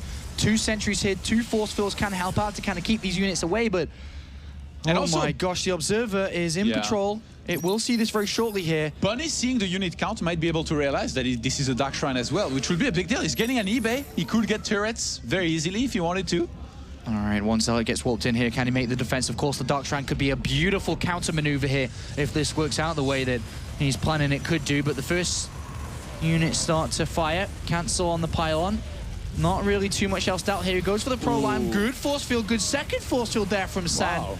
And he's actually dealing with this excellently. And then to think that the Dark Shrine's about to finish up and the Warp Prism is on its way to the main base. A beautiful defense there from the Korean. Robo Bay behind this is going to be the standard transition. You're going to want to go into Colossus. You're going to want to go into upgrades. Only 2 gates still, though, for San. But these DTs can almost end the game. He can warp in 2 DTs right now. There's going to be some scans available here very soon. The natural, actually, for Bunny, which is at 47 energy on that CC. But if he does not save that... Is he going to mule from this command center? He's going to be in so much trouble if somehow... Well, right now he's not. He does have almost 2 scans available. He still hasn't used it, and he has it available right now. Unit's not really close, but he knows he's playing against DTs as he sees he's coming in, so he has 2 mules available, 2 scans available. He's still sniping those rocks at the natural. He needs to come back into the main and defend that. Yeah, 6 SCVs do go down. There is no steam, by the way, so DTs, they're gonna walk away from the range of that scan. There is another one available, but to kill 2 DTs here. And behind this, the Colossus tech is now in play. 1 DT goes down, but the other is available to jump in the main base, hopefully before that turret finishes, but... Bunny seems to struggle a little bit against DTs. I remember doing it against him in round of 32 and stepping out on a lot of scans. I still lost like crap, but hey, I dodged like 3 scans. Did some stuff. Yes! Personal win, man. Well, this DT's still around here. He did kill off about 10 workers and has a 51 probe lead to 39 SCVs. Sees the setup and production of Bunny, but the scan does delete them off the map now. But the first Colossus is out and the second's already on its way. Thermal Lance and armor down here. Beautiful turnaround of events here for San once again. And much quicker third base here once again for Bunny. So even though he lost quite a few SCVs here, with 10 in total, which I guess actually is not that much, considering there was a bunch of DTs warped in and supposedly, you know, he could have used mills. Could have been a lot worse is what I'm trying to say. He's gonna find himself on 43 SCVs against 57 probes, but has the triple mule to work with. He's now well set up against DTs, even any kind of observer flying into his main. You know, there's turrets really helping with that, so it's gonna be harder for San to be able to see anything. And yeah, actually San, because of all that he went for, he can only be upgrading on a single forge right now. And Bunny's already 1-0, so it's not that bad. You know, he's still in this. What do you think about the lack of observers at the top here? Very blind spot here of San, obviously access to his main base. Yeah, I guess he's on a lot of gateways and he's making Colossus, you know, one at a time from his robo. So if something dropped him, you know, he could maybe reroute that to help and defend in the main. He has the photon of a charge to work with. Definitely later on needs to be careful, especially when there's going to be, you know, 2 medivacs wouldn't be the biggest of deals, but 4 could change everything. He does spot those, though. Oh gosh, this army's been spotted here. And Bunny could lose everything here. Blink, seconds away. Oh, it's not going to be ready, though. Oh, that's Zealot! Oh, and he scans and sees this, and he is going to turn around. Actually, he's going to go for it anyway here. He's going to plant these units inside the main base. Photon Overcharge is activated. He chases after the Colossus. It does run away.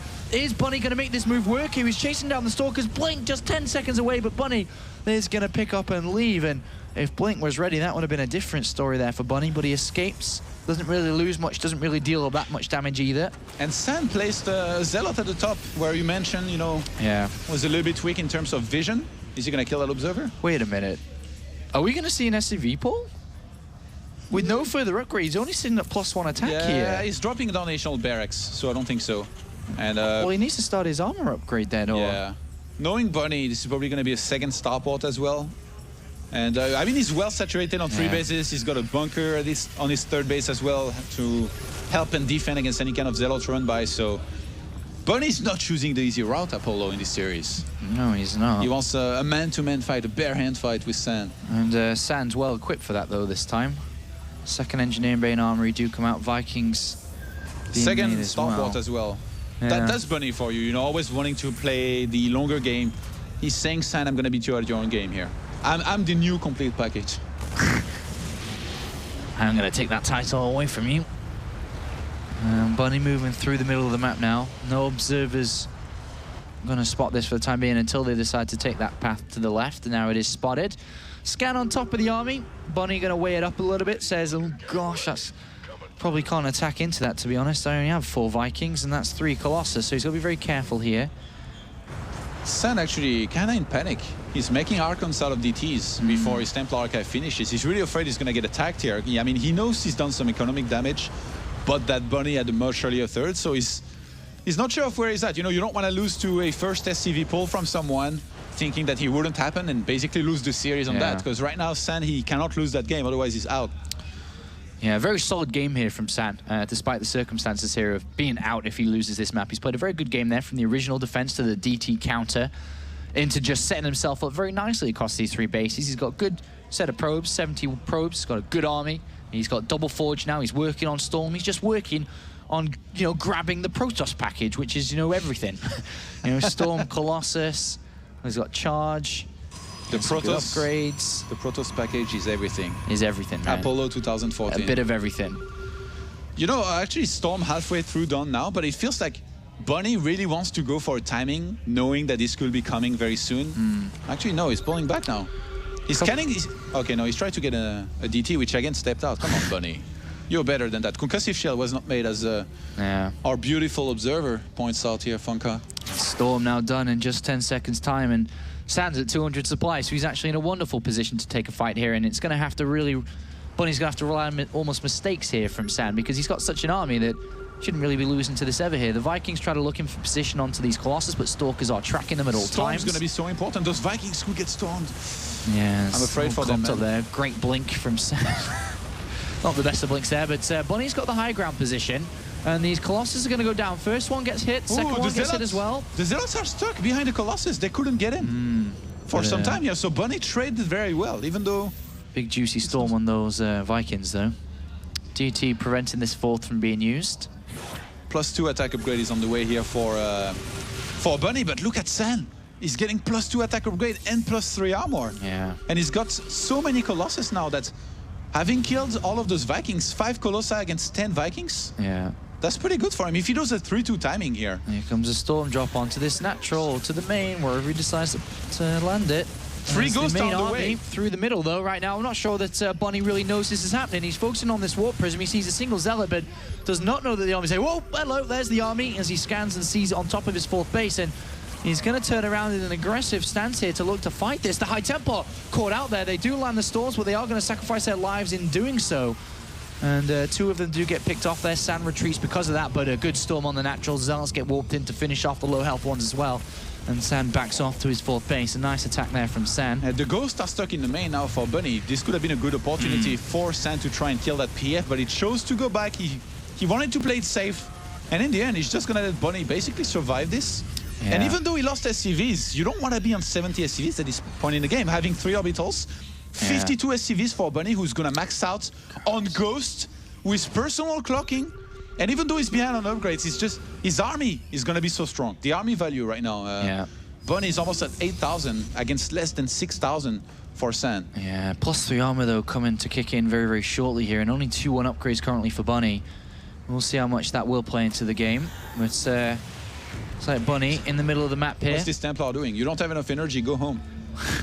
You drunk, go home.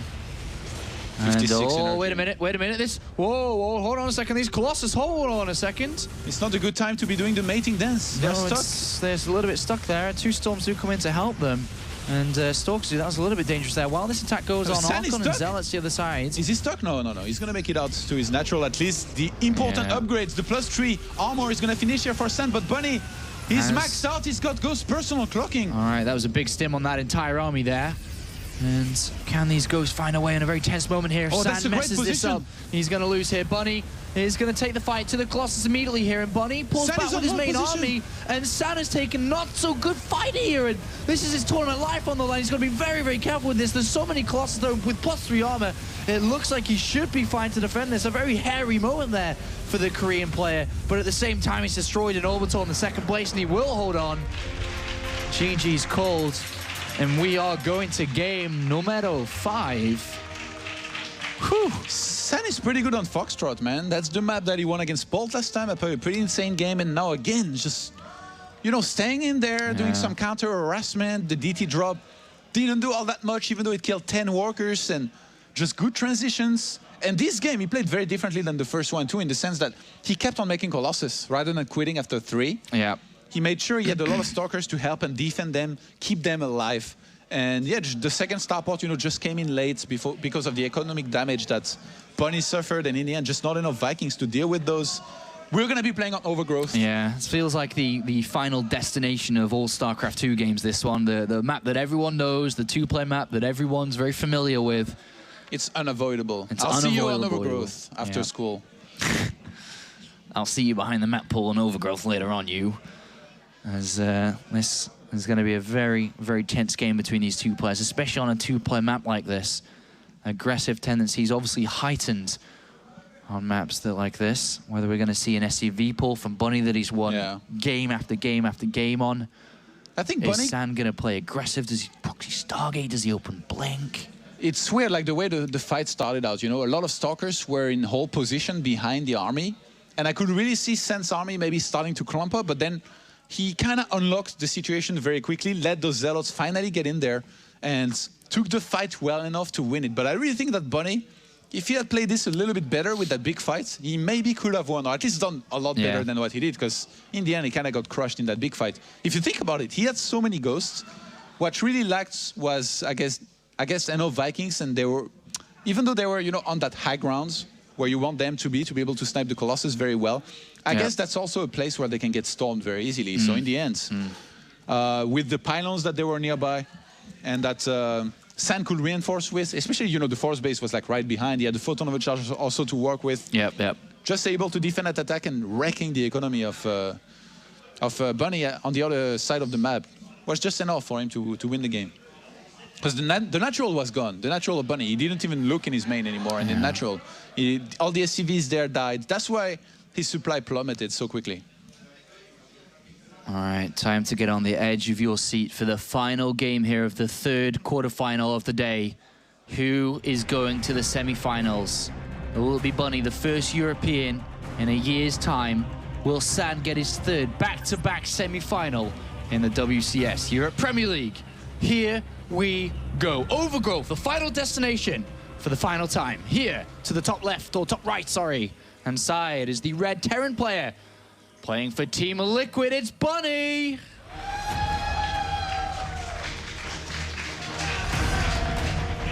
Every single decision, move, is going to be the most important one of their entire day, Todd. Captain Obvious over here to the bottom left. As the blue Protoss player consistently drawing back into the game after falling behind. Playing for Yowie, Flash Wolves. It's San. You can't help it, can you? I can't. Now I've seen it. I can never not see it.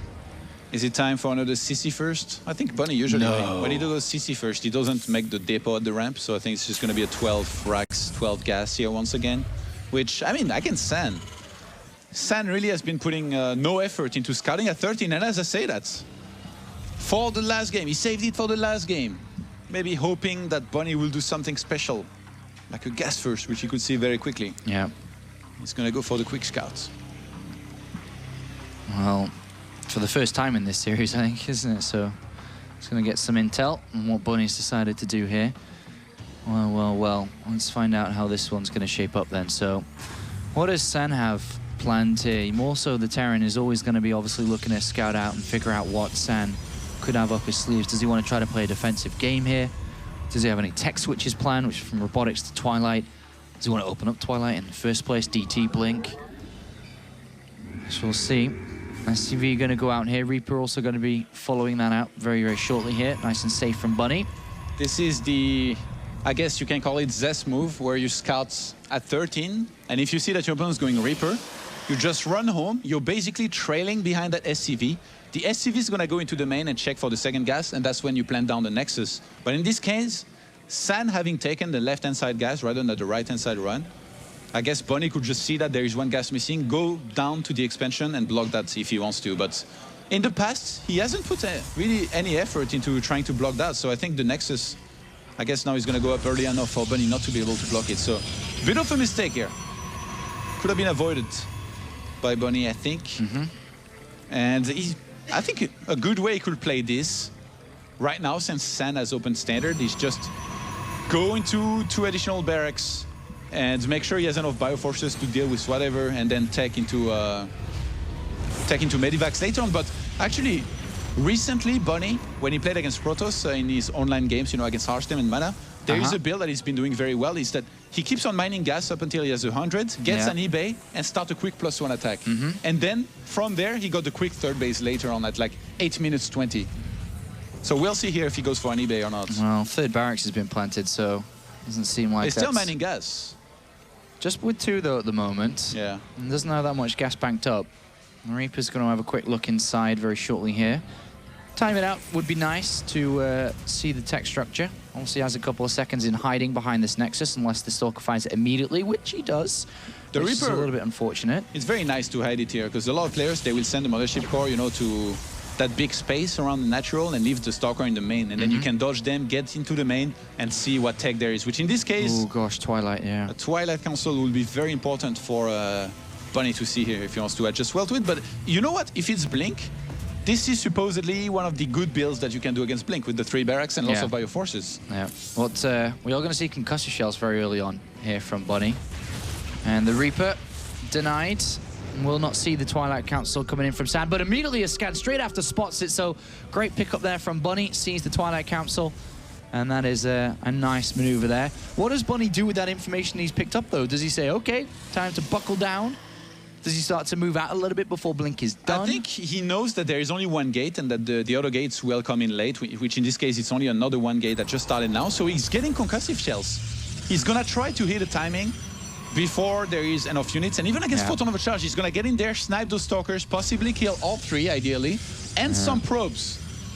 Even maybe go up in the main. We've seen that in the past. You know, players like Pult love to do these kind of timings where you go up into the main after Photon Overcharge is forced and you just keep on sniping units. Actually, San made a pylon. No, he's made a pylon to block that. Probe spotted it. He knows it's on its way. Blink has started, as well as that robotics facility, which is on the natural, which might get picked up here by Bunny. San is kind of warming off. This is so weird. He does not want these units to run around. But Bunny goes, sees kind of nothing. Doesn't want to go for it as he knows his opponent is ready. 4 Marines have decided to stick around on this right-hand side. I guess Bunny knows he was spotted, so then it becomes a lot worse to try and go for this kind of attack, just because, you know, your opponent's going to be well prepared, so he just pulls back. The 4 Marines are interesting. If somehow, imagine they get a cancel on Force base. I was going to say that, yeah. There are builds out there where a fast load can be taken with Blink. We've seen Parting use that quite a bit in Korea, but not this time, as we see Double Forge coming out from San. So Blink defensively now, the way that this game's played out, into Double Forge and robotic space. So he is playing to the greedy side of things here as the Protoss setup here, which basically means he's going to be few on units, but obviously much better equipped and set up for the longer this game goes. Does that create an opportunity here for Bunny to potentially move in, find a hole, find a weakness, find an area where there aren't those units? Yeah, there is going to be, but usually when you play like this as San, you almost always are going to stay on 2 base for a very long time just because you're taking so much. Actually, that observer, he might fly into a turret here. San, oh no, he pays attention to his units. I would have definitely flown into the turret. Well, the observer has a look inside. 3 barracks. Reacted starport, okie doke. I'm a little bit surprised that he went for a war prism. Like usually when you go for this, you're just so low on units already and taking so much that you can't really afford to go for a war prism to drop some zealots in your opponent's base. And I mean, even in terms of gateways, San has taken his sweet time before adding on quite a few gateways here. So his production capability is not that great. He did spot the 3rd base and he's going to hide out for now. But I think, yeah, those units are on the hunt. Well, Zealot's been spotted here on the left-hand side. Still no 3rd base from San. The Warp Prism is making its way to the main right now, and the units are out of position. Obviously going to be a golden opportunity here for San to get some damage done once this Terran army moves out. He moves his Observer into position to see the Terran army move out. So the Warp Prism just goes straight in, and he's going to drop a couple of Zealots here. How well can Bunny actually return and defend against this? Well, no SCVs down yet, and actually very easily defended there. Bunny has been doing a very good job of defending those, like reacting very quickly. You know, you don't pay attention for a second, you don't hear this or see it, you are going to take a lot of damage, and then from there, you're going to be in lots of trouble. But Bunny, even in the previous game, there was so much action everywhere, but yet somehow he always reacted very quickly, you know, sending back units, just making sure he didn't let a San kill enough SCVs for him to be ahead, you know, and just start making too many Colossus and Ghosts. To win, you know, that game on Catalina. Bunny spots the 3rd Nexus going down, or sees the Zealot and Probe to clear it up, so he knows that's going to be planted down in a second. Well, what is his plan, though? That's the big concern here. Obviously, San's plan's very clear. Don't take damage, get 2-2, get 3-3, win the game. And then the simple side of things here. Bunny, though, armory coming in, 2nd Engineering Bay, extra barracks. Just kind of building up himself now, but no holes, no weaknesses have even been attempted to be exploited here from Bunny. He's sitting back himself. He doesn't know he's playing against Double Forge, which is obviously pretty huge. Usually against a 2 Forge, there is a big timing you can do when you have enough Vikings to deal with the Colossus, where you can SCV pull and kill the 3rd base. We saw actually, Iagas in WCS America beating some good Colossus with this. But here, I guess it's, if you think about it, it's good because the only real counter to this, or one of the best counter, is pulling SCVs, but Bunny has shown that he's so reluctant to ever pull SCVs, so I guess that's smart by San to finally go for something like this. Oh, Widowmine's trying to get something done here. 1 probe, 2 probe. Not too much from that Widowmine drop, unfortunately, there for him, but is he starting to just naturally fall behind here because of these upgrades? We're going to see 2-2 finish very shortly here. Or is Bunny still in a relatively okay position despite nothing happening in this game? He's okay?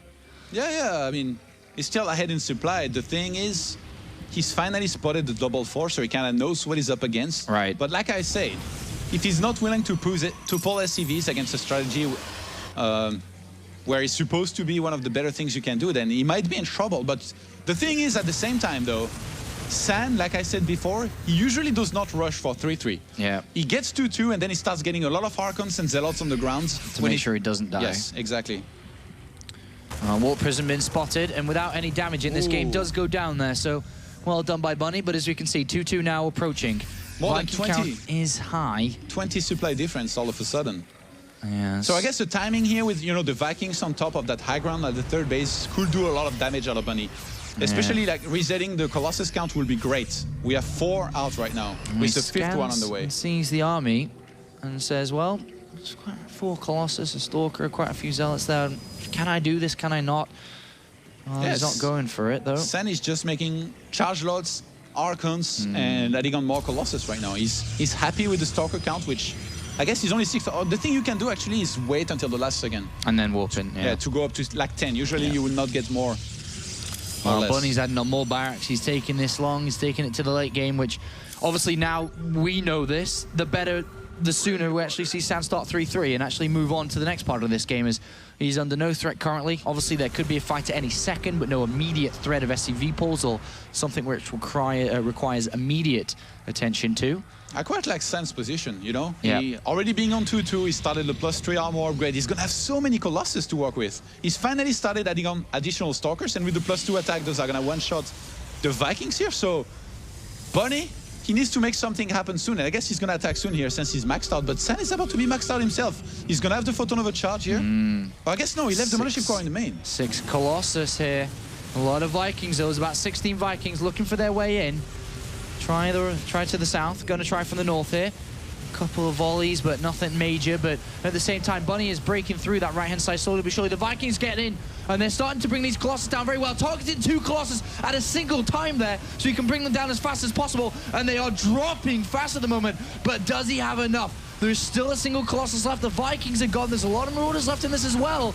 And Bunny powering through. Is this going to be the way that he could potentially break and go to the semi-finals? It doesn't look like it, as San is able to hold on there, but Bunny still with the supply lead. 4th base is taken, and San again holds on for another and he starts storming. He feels confident enough. I guess he has 1 Colossus still alive at the end of this fight. Yeah. He's getting another one that's about to come out. He knows he's killed every single Viking that Bunny had, so he says, you know what? Since I survived this attack, I'm just going to get Storm. You committed a lot to this, even if you have a Ghost Academy. Yeah. As long as I start getting a lot of Templars on the map, I'm going to be okay. A lot of ghosts are coming into play now as well. 5 be made at a time. Cloak, personal cloaking for those ghosts. And this is as intense as it gets for these 2 players as we approach the 18-minute mark now in game number 5, as we are tied up 2 apiece, looking to find our next semi-finalist. And Bunny having a quick look around for any pylons or any form of harassment on this left-hand side while he takes his 4th base as a planetary. And San is going to take his 4th now. He puts that down. 2 High Templar Warburton, Storm almost done, and we're looking at 6 High Templar, 2 Colossus. Not the highest amount, obviously, of both units. He's about to get a 3rd one, you know, in terms of Vikings. We're at 0, so definitely a good win here for San. But yeah, it's really the upgrades, you know, that have been a really nice touch to how San plays. And again, he's starting to place Templars a little bit everywhere. There is one around the gold, ambushed, you know, with some observers on the side, and he's gonna want to look to basically pre-storm before the fight even begins, or ideally even feedback, because these ghosts have a lot of energy. Oh my god, where are the observers? They're around the army, but not with the army right now. There's one just there we see in the air. There's the other on the left-hand side here. Personal cloak is done. Good feedback there. Equally good snipe coming out from Bunny. Cloak is done. He's going to walk up here. He scans. He has a look. There is the cloak. There is the snipe. And he's going for another High Templar. He gets another one right now. And there is not any High Templar here. And the big stim is activated. This is a lot of units. Is this going to be? Who's going to win this? Because this fight is so huge right now. And Bunny is going for it. Is he going to be able to bring down the Colossus? 3 of them dealing out so much damage here. And the Stim Marines and Marauders trying to bring down this army. But the 3 Colossus stand too strong here with no Vikings. The evacuation must be called. And he escapes with minimal units here, and an intense fight for both players, but for sure San came out the winner there. Bunny, no Vikings. Yeah, he really lost patience, and also you're not supposed to walk up that ramp. On this map, the place you want to fight at is at the 3rd base of the Protoss, where Bunny fought earlier. I'm actually really surprised he moved up that ramp. You never want to do that. He found himself in proximity of pylons. San was reinforcing right into the fight. And I mean, very expensive literally right into the fight. And yeah, in terms of Templars positioning too, they could come from 2 different sides here. Whereas if he had attacked around that 3rd base from the right-hand side, it would have been so much easier for him to get good snipe, good EMPs, and now Bunny all of a sudden is behind his supply. He is behind his supply, but he is rebuilding up once again, and we will see another collision of these 2 large armies very shortly, as both very afraid to attack each other currently. Obviously, the more comfortable you're going to be is when you are actually at 200 supply, knowing that this is the best army you can physically make. And that's, I think, the next destination that we're headed to. The Viking count is back up. 10 Vikings, 5 ghosts. A scan looking for the army. 7 High Templars on the map. Oh, that's a lot, man. Yeah, in terms of snipe and EMPs, he's going to have to be perfect here out of Bunny, who, by the look of things, he's thinking maybe about attacking from the left-hand side. The Stalker's trying to pick off maybe 1 or 2 Vikings before the fight can start. A nuke is being built here. San's on this right-hand side, and the planetary is there. And Bunny has a look, does not see the army on the Zelnoga Tower. Good gosh, this is going to come down to another big fight here. Yeah, and Bunny's waiting to assemble his ideal composition. He's making more ghosts. He already has a lot of bioforces, a lot of Vikings. He needs to repair his medivacs. They are pretty low already. You know, if those got somehow like storms and all died. San is setting up a Hearthstone position here. with a pylon and forward cannons on this right-hand side, knowing that this is going to be a key location to contest, where obviously the planetary fortress is. He's also going to be very, very careful at the same time here with Colossus Walker on the high ground. One Templar fishing for feedbacks. He used the Zealots and Archon as a distraction. Bunny is going to snipe the Templar. Yeah, he snipes it. The Zealots are harassing that third base, but right now Bunny is charging down south. He's using his reinforcements and whatever else he can have left at home to deal with that. And here we go, High Templar pushing forward. And a couple of feedbacks go down to the Ghost. He does get sniped in return. He's looking the natural at the same time, which is right on top of a lot of probes, a cannon. Oh, but the main fight is going to take place. It has to take place right now. The Vikings are in high numbers. And if the good EMPs can come down and eliminate the storms, the Colossus are going to evaporate immediately. But how much bio is there really left behind this? Plus 3 army is about to complete. It is a bunch of Stalkers with a couple of Zealots around. A couple of High Templar too, but not too much here. 3-3 upgrades now completed for Bunny. He's going for it. Storm comes in from San. Good storms coming in, lowering the heart of that army. But still, a lot of bio left over. Still, Charged Zealots also chasing this. And boy, the nuke at the natural killed 8 probes. And the Ghost is still alive. It killed the Mothership Core as well with full energy, I believe. So Bunny, somehow, right now, he's quite far ahead in supply. And he's eliminated the Colossus. He's eliminated the High Templar. There is nothing on the field right now. There was a single robo for San, so he cannot even remake them. 2x2 is trying to get another one right now, but I think it might be too late. All right, Bunny scans. That army's maybe a little bit too big for his taking there. He could also stem and dance and pick off a couple of those units, but he's going to wait a little bit longer here. And the game continues on. A fight to the death here to decide who goes through to the semifinals. It is really drawing to a close. We will have a winner very shortly. Both players running out of money, running out of steam. Especially Bunny. I mean, his natural is completely mined out already. Third base already, he mined a lot from there. He needs to remake a bunker. There is actually a DT patrolling between both potential feed base. And Bunny is looking to attack from 2 sides. Yeah, he's pulling a bolt here. Yeah, he is. He's coming down to this natural. He finds a Colossus. That's so huge. And again, with so little resources, that is a big pick off there. And of course, with the Viking count so low, that is also another reason for that being an important pickup. He's inside the main base. He's at the same time trying to snipe very well this fourth base, and San is dealing with this very well. Actually, that's a fantastic storm there, and also chasing this army back. Great attempt there from Bunny, but better defense by San. Oh, I can't believe San actually splits his army perfectly to be able to defend against this. Bunny, it looked like he was going to be in a good position for a second. Maybe getting a little bit overeager here, trying to do something out of his comfort zone. I mean, Pot is really the only Terran we see pull this off as well as he does, but oh man. Well, no Vikings still, and there are 2 Colossus, and we saw what happened last time there were no Vikings in this game, and Bunny, who is running out of resources, going to attempt to take the gold base. He needs more time to build up this army. Both of them want the gold, man. It's far from over. Well, the awkward death of a Ghost. Oh, the DT on the golds. I'm gonna find some SCVs here. Anything is a good pickup. DT in at the the middle. Watchtower, there is another one actually. Yeah, he's not DT's attacking. Getting kills everywhere. And there's a scan to eliminate that. But right now, this Colossus count is so huge with double robotics facility as well. He's making 2 by 2. And still, 0 Vikings. There's a single Viking. It is not big enough to tackle this Protoss army. And the DT there picked up 5 kills on that gold base. Bunny needs to build these Vikings. He needs to add them into his composition.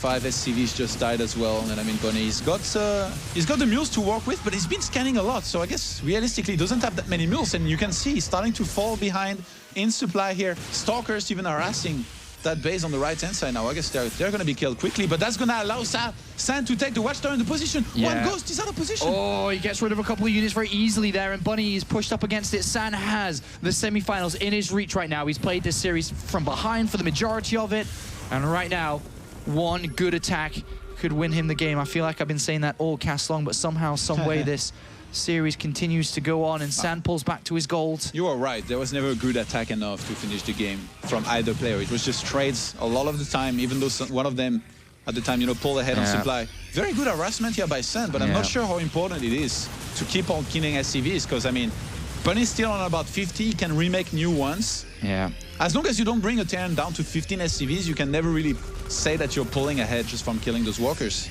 Well, is attempting a assassination snipe onto that High Templar. Fails, unfortunately, but 10 Templars are on the map right now for 7 Ghosts. 10 Templars is a very high number and scary one. Where are the observers as well? There are 5 of them spread around. 1 with the army, very important for, of course, his glows cooking up. San moving to the middle right now. Ooh. Bunny has the Xel'Naga Tower. He sees this, picks up a couple of units for free there. Look at how close they are in units, resources lost. Yeah, what an epic series and game to end us here in this 3rd quarterfinal of the evening. And of course, we've still got 4GG versus MMA to play in a little bit, so lots of action still to come here in the WCS. Couple of scans on the high ground, finds 2 high tempos. They run for their lives and turn around and actually end up getting 2 or 3 ghost kills. So a nice pick up there, but a good position on that gold base in the mineral line.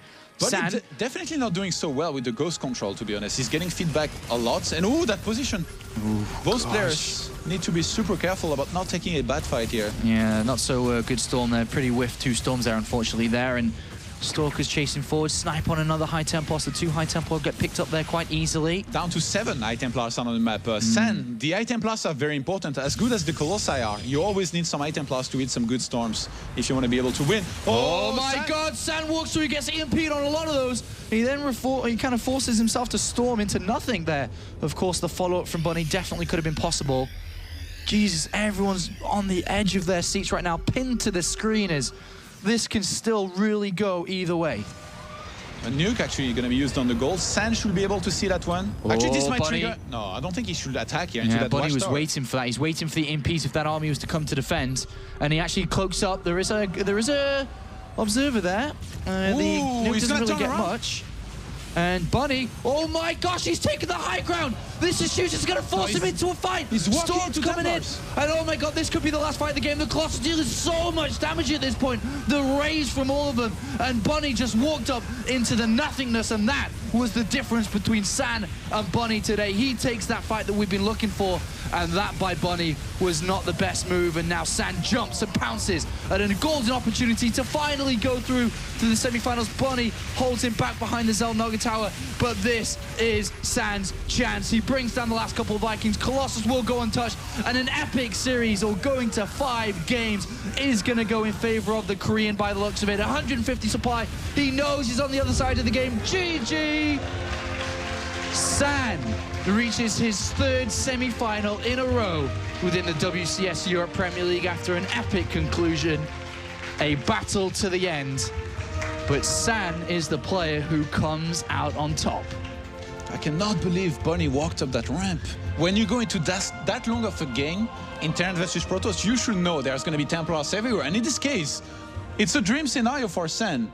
I mean, the Terran army basically places itself between your army, one of your base where you can reinforce and you get so much vision from. And a lot of Templars. There were so many Templars around that gold base that just came in from the right-hand side, started storming the army. And it was just the beginning of the end here for Bunny in that big fight, which again was decisive enough for him to lose the game in the end. And he knew it too, and kind of a shake of the head there. That one movement cost him the series there, because at that point, Todd, it really could have gone either way still.